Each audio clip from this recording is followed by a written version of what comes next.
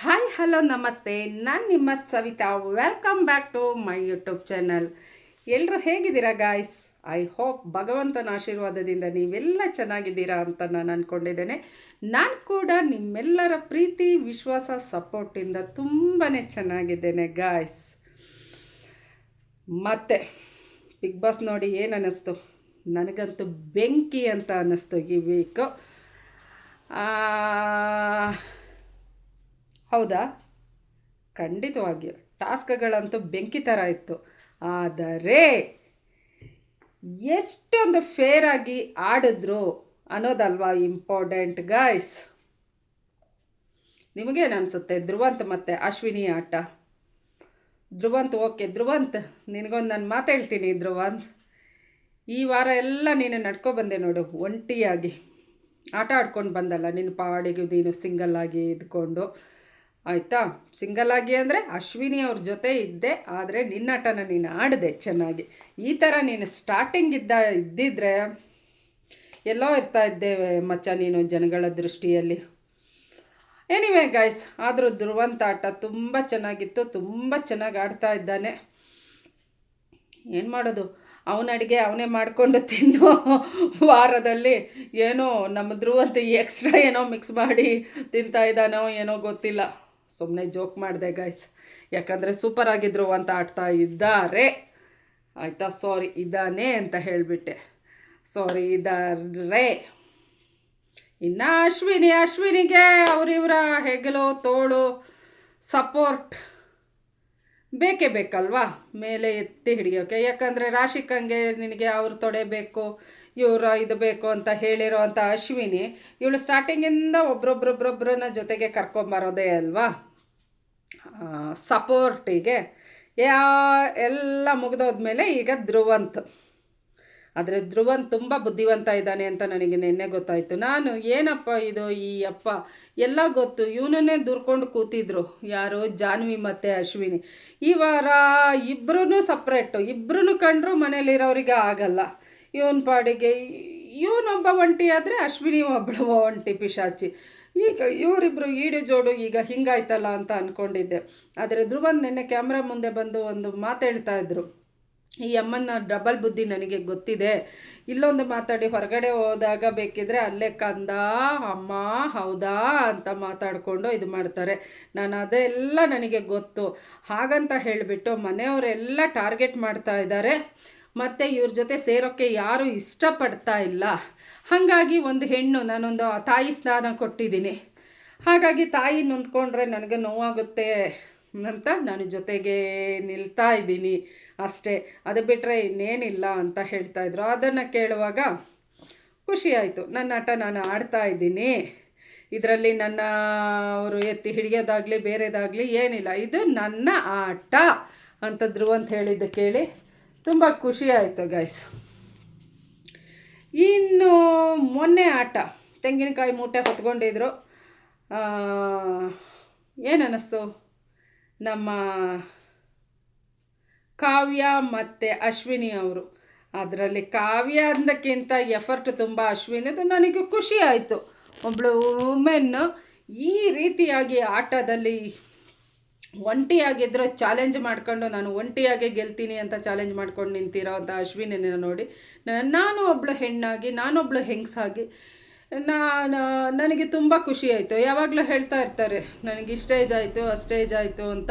ಆ ಏಜ್ಗೆ ಸಂಬಂಧನೇ ಇಲ್ಲ, ಏಜಿಗೂ ಆಟಕ್ಕೂ ಅನ್ನೋ ಥರದಲ್ಲಿ ಅಶ್ವಿನಿ ಆಡಿದ್ದಾರೆ ಈ ವೀಕಲ್ಲಿ. ಅದರಲ್ಲಿ ಡಬಲ್ ಗೇಮು ನಾನು ಮುಂಚೆನೇ ಹೇಳೋ ಹಾಗೆ ಕಿವಿಗೆ ಹೂ ಮುಟ್ಸೋ ಅಂಥ ಇದು ಆಗಿದೆ. ಯಾಕಂದರೆ ಉಸ್ತುವಾರಿಗಳ ಜೊತೆಗೆ ಹಾರ್ಕೊಂಡು ಹೋಗೋರಲ್ವಾ. ಯಾಕಪ್ಪ ಹೇಳ್ತಾ ಇದ್ದೀನಿ ಅಂತ ಹೇಳಿದ್ರೆ, ನಿನ್ನೆದು ಆಟ ಗೈಸ್, ನಿನ್ನೆ ಆಟ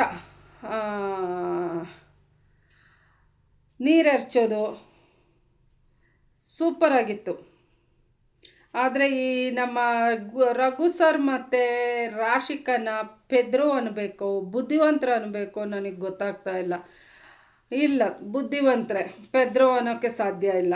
ಯಾಕಪ್ಪ ಅಂತೀನಿ ಅಂದರೆ, ಪಾಪ ಯಾವ ಪ್ರಿಕಾಕ್ಷನ್ನು ಕೂಡ ತಗೊಳ್ಳಿಲ್ಲ. ಸೀದಾ ಏನು ಬಟ್ಟೆ ಹಾಕ್ಕೊಂಡಿದ್ರು ಅದೇ ಬಟ್ಟೆಯಲ್ಲಿ ಆಡ್ಕೊಂಡು ಬಂದರು. 70 ಮಿನಿಟ್ ರಘು ಸರ್ ಆಡಿದ್ರೆ 20 ನಿಮಿಷಕ್ಕೂ ಮೇಲೆ ರಾಶಿಕಾ ಆಡಿದ್ಲು.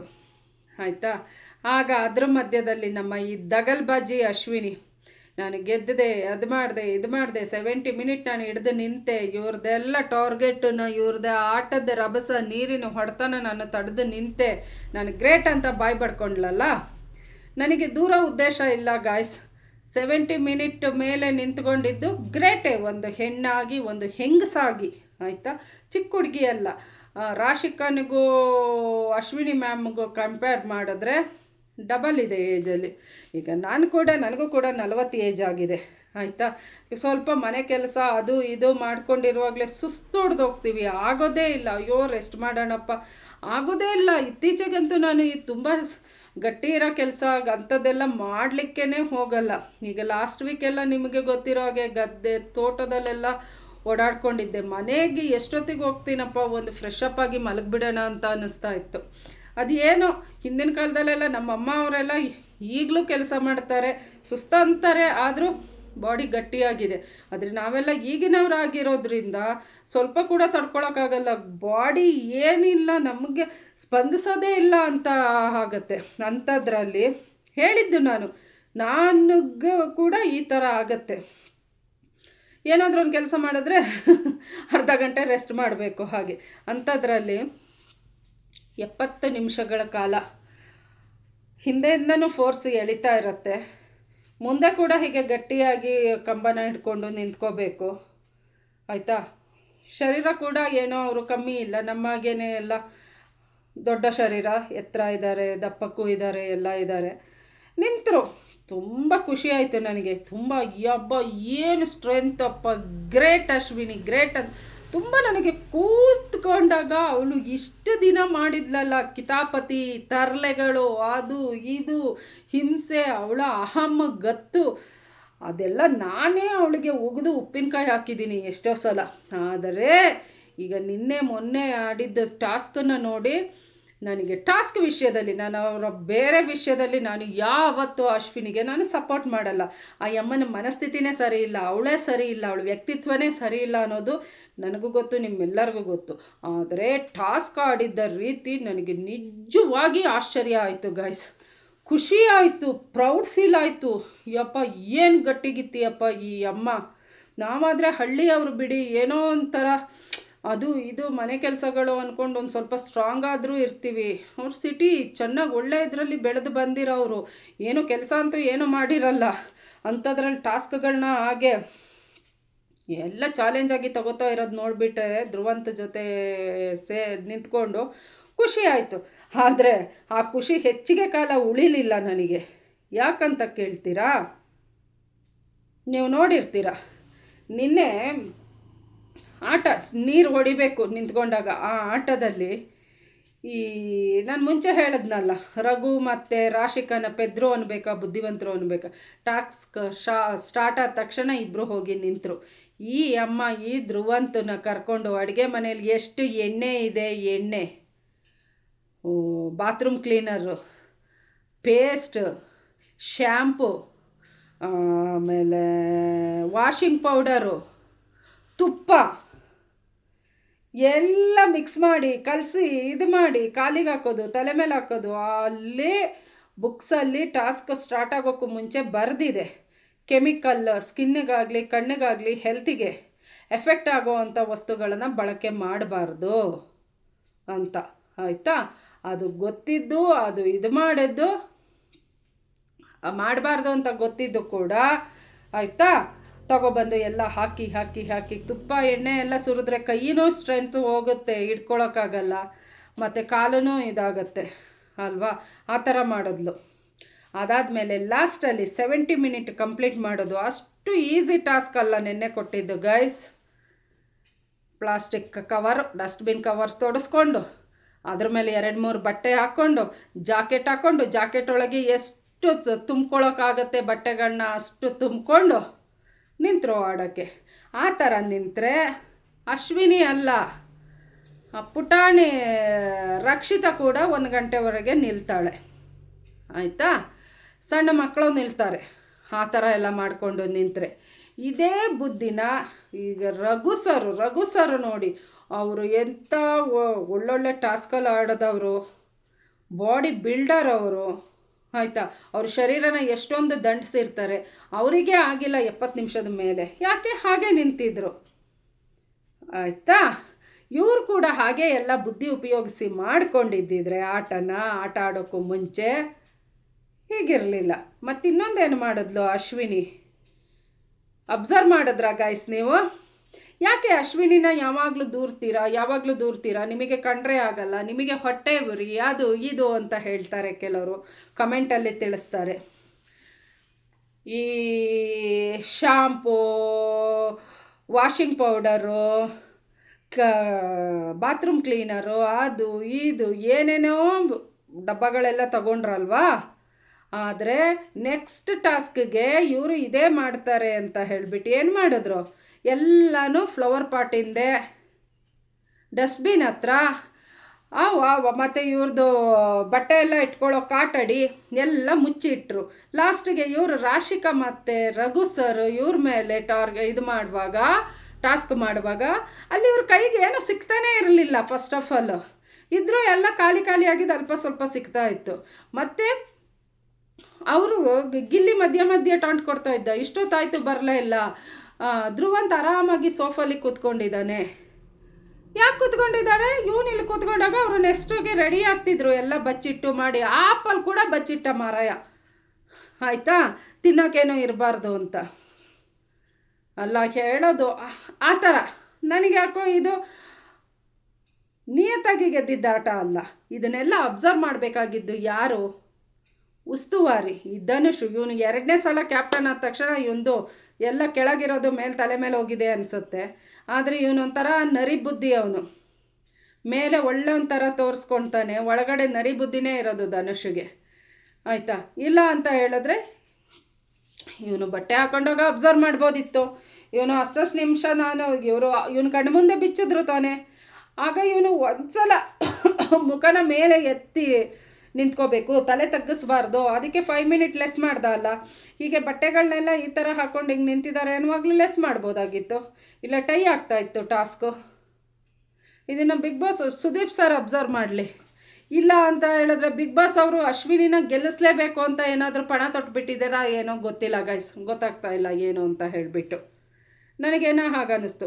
ಇವರು ಮಾಡಿದ ಪ್ರಿಕಾಕ್ಷನ್ ಎಲ್ಲವೂ ಕೂಡ ರಘು ಸರ್ ಮತ್ತು ರಾಶಿಕಾ, ನಿಮಗೆ ಗೊತ್ತೇ ಇರೋ ಹಾಗೆ ಅಷ್ಟು ಈಸಿಯಾಗಿ ರಾಶಿಕಾ ಟಾಸ್ಕಿಂದ ಹಿಂದೆ ಉಳಿಯೋದು, ಸೋಲೋ ಅಂಥವಳಲ್ಲ. ಎಲ್ಲೋ ಕೆಲವೊಂದು ಟಾಸ್ಕಲ್ಲಿ ಸೋತಿರ್ಬೋದಷ್ಟೇ ಹೊರತು ತುಂಬ ಸ್ಟ್ರಾಂಗು ಗರ್ಲ್ ರಾಶಿಕಾ ಅನ್ನೋದು ಎಲ್ಲರಿಗೂ ಗೊತ್ತಿದೆ.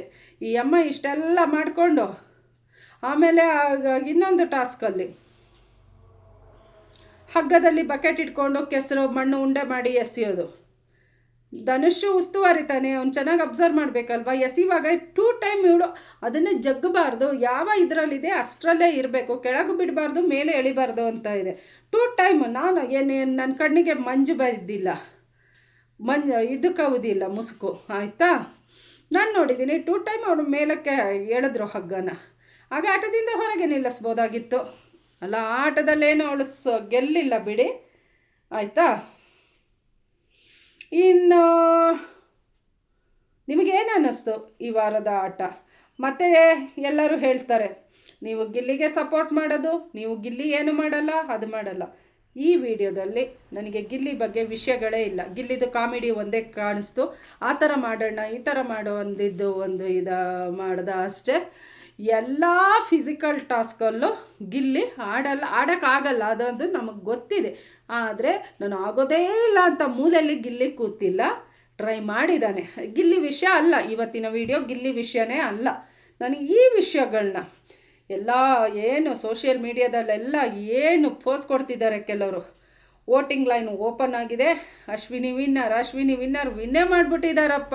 ಇವಳ್ದು ಫೇಕ್ ಆಟಗಳು, ಇವಳ್ದು ಮಾತುಗಳು ತರಲೆ ಅಲ್ಲ, ಅಸಂಬದ್ಧ ಮಾತು, ವಾಗ್ವಾದಗಳು, ಇದಕ್ಕೆಲ್ಲ.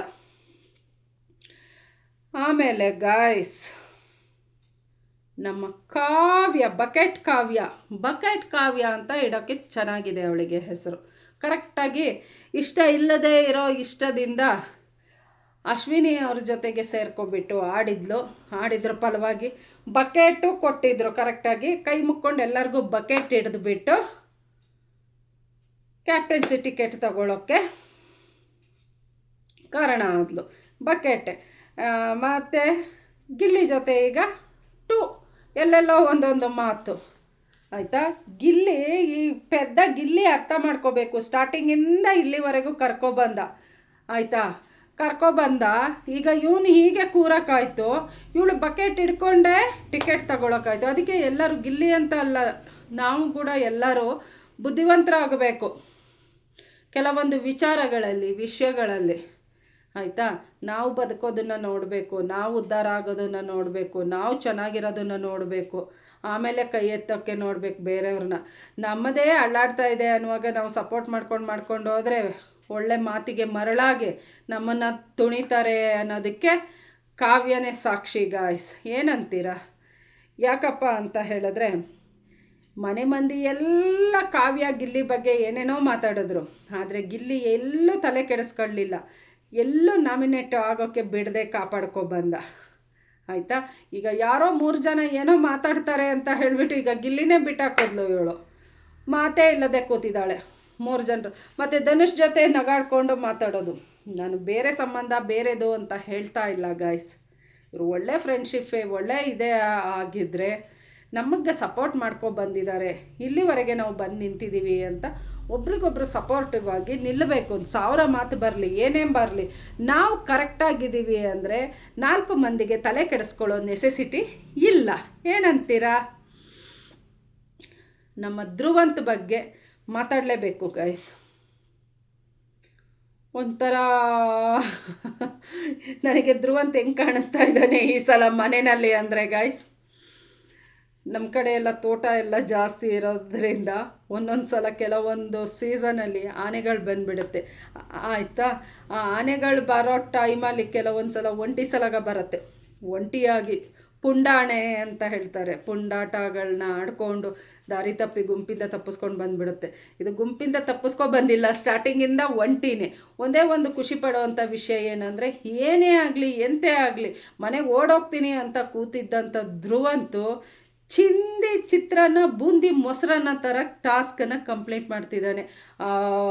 ಬಾಲ್ನ ಹೊಡೆದು ಒಂದು ಇದಕ್ಕೆ ಅಂಟಿಸೋದಿರ್ಬೋದು, ಬಕೆಟ್ ಇಟ್ಕೊಂಡು ನಿಲ್ಲೋದಿರ್ಬೋದು ಆಯಿತಾ, ನೀರಿನ ಹೊಡೆತ ತಡ್ಕೊಂಡು. ಆದರೂ ಕೆಲವೊಂದು ಸಲ ಸುಸ್ತಾಗ್ತಾ ಇದೆ, ನಮ್ಗೆ ಆಗ್ತಾ ಇಲ್ಲ ಅಂತ ಕೆಲವ್ರು ಹೇಳಿದರೆ ನಮ್ಮ ಪಾಪ ಧ್ರುವಂತ್ಗೆ ಹೇರ್ ಹಾಳಾಗುತ್ತೆ, ಸ್ಕಿನ್ ಡ್ಯಾಮೇಜ್ ಆಗುತ್ತೆ ಅನ್ನೋದೇ ಚಿಂತೆ. ಆದರೂ ಗೆದ್ದಿದ್ದಾನೆ, ಚೆನ್ನಾಗಿ ಆಡ್ತಾ ಇದ್ದಾನೆ, ಸೂಪರಾಗಿ ಆಡ್ತಾ ಇದ್ದಾನೆ.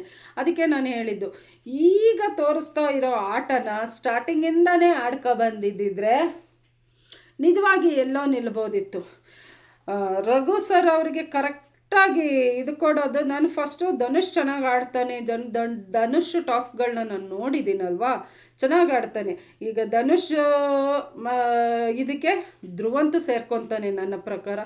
ಬೇರೆದೇನೇ ಇರ್ಬೋದು, ಏನೇ ಮಾಡಿರ್ಬೋದು, ಅವರು ನಮಗೆ ಆಗದೇ ಇರ್ಬೋದು, ನಮಗಿಷ್ಟ ಆಗದೇ ಇರ್ಬೋದು ಕೆಲವೊಂದು ಅವರ ಗುಣಗಳು.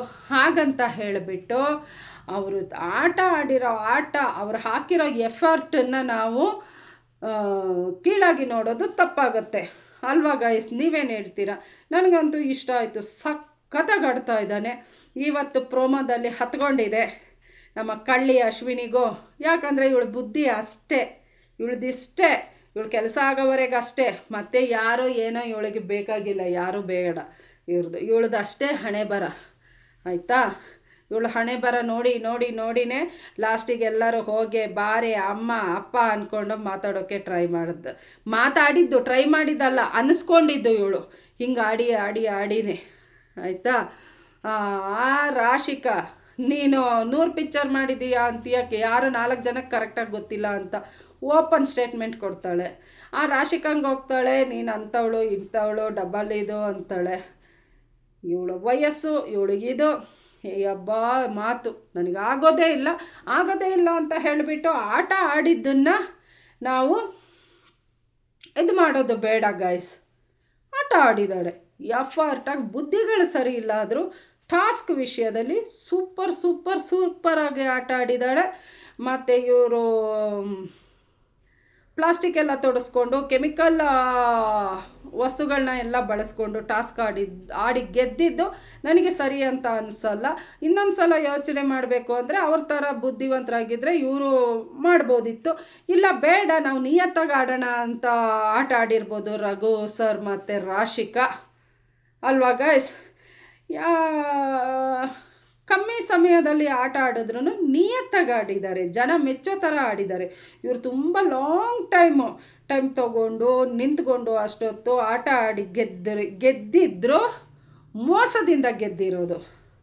ಇಲ್ಲ ಬಿಗ್ ಬಾಸ್ ಮಧ್ಯ ಬಂದು ಹೇಳಬೇಕಿತ್ತು, ಮಧ್ಯ ಬರಲ್ಲ ಅವರು, ಅದು ಗೊತ್ತು, ಯಾಕಂದರೆ ಅಶ್ವಿನಿನ ಗೆಲ್ಲಿಸ್ಬೇಕಲ್ಲ ಅವರು, ಹಾಗಾಗಿ ಅವ್ರು ಮಧ್ಯ ಬರಲ್ಲ. ಈ ಉಸ್ತುವಾರಿ ಇದನ್ನರ ಗುಳ್ಳೆ ನರಿ ಉಸ್ತುವಾರಿಗೆ ಬೇಕು ಅದೆಲ್ಲ. ಲಾಸ್ಟಿಗೆ ಬಕೆಟ್ ಕಾವ್ಯ ಅವರಿಗೆ ಇದು ಕಿಲಿಕಿಲಿ ಮಾಡೋ ಇಂಥ ಚಿಕ್ಕ, ನನಗದು ವರ್ಡ್ಸ್ ಬರೋಲ್ಲ, ಕಿಲಿಕಿಲಿ ಮಾಡಿಬಿಟ್ಟು ಇದು ಮಾಡೋ, ಯಾಕೆ ಇನ್ನು ಆಗ ಮಾಡಿದೆ ಅಂತ ಅದು ಒಂದು ಇದಾಗಲಿ ಅಂತ. ಏನೋ ಹೇಗೋ ಇವಳು ಸೇಫ್ ಆಗಿದ್ದಾಳೆ, ಹೆಂಗೋ ಅವ್ರಿವ್ರಿಗೆ ಬಕೆಟ್ ಇಟ್ಕೊಂಡು. ಇನ್ನು ಬೇರೆಯವ್ರವರಿಗೆ ಇದು ಮಾಡಿಸಿದ್ರೆ ಚಿಕ್ಕಳುಗುಳ್ಳಿ ಎಲ್ಲ ಮಾಡಿ ಕಿಲಿಕಿಲಿ ಮಾಡಿದ್ರೆ ಮೈ ಮುಟ್ಟಿದ್ರು ಇದು ಮಾಡಿದ್ರು ಅಂತ ಹೇಳಿ ಮತ್ತೆ ಇನ್ನು ಉಗಿಸ್ಬೇಕಲ್ಲ ಉಳಿದವ್ರಿಗೆ, ಅದಕ್ಕೆ ಏನೋ ಮಾಡ್ತಿದ್ದಾಳೋ ಏನೋ ಕುತಂತ್ರ ನರಿ ಬುದ್ಧಿ ಗೊತ್ತಿಲ್ಲ ಗೈಸ್. ಏನೇ ಆಗಲಿ ಈ ವಾರದ ಬಿಗ್ ಬಾಸ್ ಟಾಸ್ಕ್ ತುಂಬ ಖುಷಿಯಾಯಿತು. ಒಂಟಿಯಾಗಿ ಇದ್ರೂ ಕೂಡ ನಾವು ಯಾವುದ್ರಲ್ಲೂ ಕಮ್ಮಿ ಇಲ್ಲ ಅಂತ ಈ ಧ್ರುವಂತ್ ಮತ್ತು ಅಶ್ವಿನಿ ತಿಳಿಸಿದ್ದಾರೆ. ಇವರು ಆಟ, ಧನುಷ್ ಉಸ್ತುವಾರಿ, ಮಧ್ಯ ಗಿಲ್ಲಿದು ಕೀಟ್ಲೆ ಕಿತಾಪತಿ ನಿಮಗೇನು ಅನ್ನಿಸ್ತು ಕಮೆಂಟಲ್ಲಿ ತಿಳಿಸಿ. ನಿಮ್ಮೆಲ್ಲರ ಕಮೆಂಟ್ ನನಗೆ ವೆರಿ ವೆರಿ ವೆರಿ ಇಂಪಾರ್ಟೆಂಟ್ ಆಗಿರುತ್ತೆ. ನಿಮ್ಮೆಲ್ಲರ ಪ್ರೀತಿ ವಿಶ್ವಾಸ ಸಪೋರ್ಟ್ ಸದಾ ಹೀಗೆ ಇರಲಿ. ನೀವು ಎಷ್ಟು ನನಗೆ ಸಪೋರ್ಟ್ ಮಾಡ್ತೀರಾ ಅಷ್ಟು ಒಳ್ಳೆ ವಿಡಿಯೋಗಳ ಮೂಲಕ ನಿಮ್ಮ ಮುಂದೆ ಬರೋಕ್ಕೆ ನಾನು ಟ್ರೈ ಮಾಡ್ತೀನಿ. ಇನ್ನೊಂದು ವಿಷಯ ಗೈಸ್, ತುಂಬ ಜನ ನನಗೆ ಕಮೆಂಟ್ ಮಾಡ್ತಾರೆ, ನೀವು ಇಲ್ಲಿ ಅವರು ನೀವು ಏನು ಮಾಡ್ಕೊಂಡಿದ್ದೀರಾ, ನಿಮ್ಮ ಹಸ್ಬೆಂಡ್ ಯಾರು, ನಿಮ್ಮ ಹಸ್ಬೆಂಡ್ ಏನು ಕೆಲಸ ಮಾಡ್ತಾರೆ, ನಿಮಗೆಷ್ಟು ಮಕ್ಕಳು, ಅದು ಇದು. ನನ್ನ ಒಂದು ಸ್ಟಾರ್ಟಿಂಗೇ ನನ್ನದೊಂದು ಕಿರುಪರಿಚಯ ನಾನು ಮಾಡ್ಕೊಂಡಿದ್ದೀನಿ, ತುಂಬ ಓಲ್ಡ್ ವಿಡಿಯೋ ಅದು. ಹಾಗಾಗಿ ನಾನು ನಿಮ್ಮೆಲ್ಲರಿಗೂ ನಾಳೆ ಯಾವ ಬಿಗ್ ಬಾಸ್ ವಿಷಯಕ್ಕೆ ಹೋಗದೆ ನನ್ನ ಬಗ್ಗೆ ನನ್ನದೇ ಒಂದು ವಿಡಿಯೋ ಮಾಡ್ತೀನಿ. ಇಷ್ಟು ದಿನ ಬರೀ ಬೇರೆಯವರು ವಿಡಿಯೋ ಮಾಡ್ಕೊಂಡಿದ್ದ ನಾನು, ನೀವೆಲ್ಲರೂ ನನ್ನ ಫ್ಯಾಮಿಲಿಯವರು ಅಂತ ಭಾವಿಸ್ಬಿಟ್ಟು ನನ್ನ ಬಗ್ಗೆನೇ, ನನ್ನ ಇಲ್ಲಿವರೆಗಿನ ಜರ್ನಿ ಬಗ್ಗೆ ನಾನೊಂದು ವಿಡಿಯೋ ಮಾಡ್ತೀನಿ. ನನ್ನ ಬಗ್ಗೆ ಯಾರಿಗೆಲ್ಲ ನನ್ನ ಬಗ್ಗೆ ತಿಳ್ಕೊಳ್ಳೋಕ್ಕೆ ಇಂಟ್ರೆಸ್ಟ್ ಇದೆ ದಯವಿಟ್ಟು ಕಮೆಂಟಲ್ಲಿ ತಿಳಿಸಿ. ಒಬ್ಬಳು ಸವಿತಾ ಎಲ್ಲೋ ಹುಟ್ಟಿ ಎಲ್ಲೋ ಬೆಳೆದು ಎಲ್ಲೋ ಸೇರಿ, ಅದು ಎಲ್ಲರ ಜೀವನದಲ್ಲೂ ಹೆಣ್ಣು ಅಂದ ಮೇಲೆ ಅದೇ ಗೊತ್ತಿಲ್ಲ. ನನ್ನ ಬಗ್ಗೆ ನಾನು ಹೇಳ್ಕೋಬೇಕು ನಿಮ್ಮ ಜೊತೆ ಅಂತ ನನಗೆ ತುಂಬ ಆಸೆ ಇದೆ. ಮೊನ್ನೆನೇ ಟ್ರೈ ಮಾಡಿದೆ, ಬೇಡ ಇದೊಂದು ಮುಗಿಸೋಣ ಬಿಗ್ ಬಾಸದು ಅಂದ್ಕೊಂಡಿದ್ದೆ. ಈ ಬಿಗ್ ಬಾಸ್ ವಿಡಿಯೋಗಳ ಮಧ್ಯದಲ್ಲಿ ನನ್ನೊಂದು ಪರಿಚಯದ ವಿಡಿಯೋ ನಿಮ್ಮ ಮುಂದೆ ಬರುತ್ತೆ.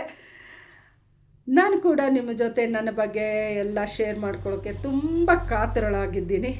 ನಿಮಗೆಲ್ಲ ತಿಳ್ಕೊಳ್ಳೋಕ್ಕೆ ಇಂಟ್ರೆಸ್ಟ್ ಇದೆಯಾ? ಪ್ಲೀಸ್ ಕಮೆಂಟಲ್ಲಿ ತಿಳಿಸಿ. ನಾಳೆ ನಿಮ್ಮ ಮುಂದೆ ನನ್ನ ಪರಿಚಯ ಆಗುತ್ತೆ. Okay guys, bye, take care, love you all. ಯಾರೆಲ್ಲ ನನ್ನ ಚಾನಲ್ನ ಸಬ್ಸ್ಕ್ರೈಬ್ ಮಾಡಿಲ್ಲ ಪ್ಲೀಸ್ ಪ್ಲೀಸ್ ಪ್ಲೀಸ್ ಸಬ್ಸ್ಕ್ರೈಬ್ ಮಾಡಿ, ಪಕ್ಕದಲ್ಲಿರೋ ಬೆಲ್ಲೈಕನ್ನ ಕ್ಲಿಕ್ ಮಾಡಿ. ನಾನು ಡೈಲಿ ಹಾಕೋ ವಿಡಿಯೋಸ್ ನೋಟಿಫಿಕೇಷನ್ ನಿಮಗೆ ಬರುತ್ತೆ. Okay guys, bye, love you once again, take care. Justice for Soujanya guys.